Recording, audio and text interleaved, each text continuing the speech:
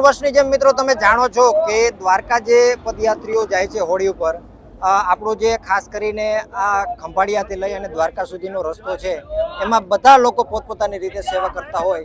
400 400 500 kilometre દૂરથી લોકો હાલીને આવતા હોય અને એના માટે જ ઘણે દૂરથી પણ લોકો આવતા હોય છે સેવા કરવા માટે. હોટલો હોય કે કોઈ પણ જગ્યા હોય તમને સેવાભાવી લોકો જોવા મળી જશે. તો ખાસ તો આપણે જ્યાં ફૌજી પદયાત્રી કેમ્પ છે એની મુલાકાત કરવાના છીએ. આ લોકો પણ છે રાજકોટથી આવેલા છે સેવા કરવા માટે સ્પેશિયલ. તો આપણે એની મુલાકાત કરીએ અને એ લોકો એના પોતાના મોઢેથી કઈ રીતે શું વાત કરી રહ્યા છે એ આપણે એની પાસેથી જાણીએ. તો ખાસ તમારો પરિચય આપો અને થોડુંક તમારા જે ગ્રુપ છે એના વિશે જણાવો. સૌ પ્રથમ તો બધાને બધા જે આપણા જે મિત્રો છે બધાને અમારા કૃષ્ણમ સદા સહાયતે ગ્રુપ રાજકોટ વતી બધાને જય દ્વારકાધીશ. જય દ્વારકાધીશ.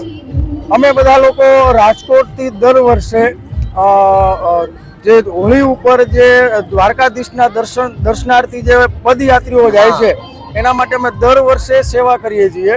અને અમારું દર વર્ષનું જગ્યા જે છે એ ફિક્સ છે. ફૌજી હોટલ, ફૌજી પદયાત્રી કેમ્પ, જામખંભાળિયાથી 7 કિલોમીટર આગળ અમે આવીએ છીએ અને દર વર્ષે અમે કંઈક ને કંઈક નવું લાવીએ છીએ. તમે જે આવો છો એક તો તમારું આ જગ્યા ફિક્સ છે બરાબર, અને તમે કેટલા વર્ષથી આવો છો એ થોડુંક જણાવો. અમે આમ જોવા જઈએ ને તો 4-5 વર્ષથી અમે લોકો બધા આવીએ છીએ, પણ ફૌજી હોટલ છે તે તો બહુ બધા વર્ષોથી લોકો અવિરત સેવાઓ કરે છે એ લોકો. અને થોડોક તમારા ગ્રુપનો પરિચય આપો. તમે વાત કરી કે અમે રાજકોટથી આવેલા છીએ, તો એનો થોડોક પરિચય આપો. અમારો ગ્રુપનું નામ કૃષ્ણમ સદા સહાયતે ગ્રુપ રાજકોટ છે, જેની અંદર અમે બધા અલગ અલગ જાતિ અને એક સેવાનું કામ કરવા માટે અમે બધા લોકો એક 30-40 જણાનું અમારું બધા યંગ બ્લડ ગ્રુપ છે. તમે જેમ જોઈ રહ્યા છો અમારું 25 થી 30 વર્ષના જે યુવાનોની જે રેન્જ છે એ બધાનું અમારું એક ગ્રુપ બનાવેલું છે.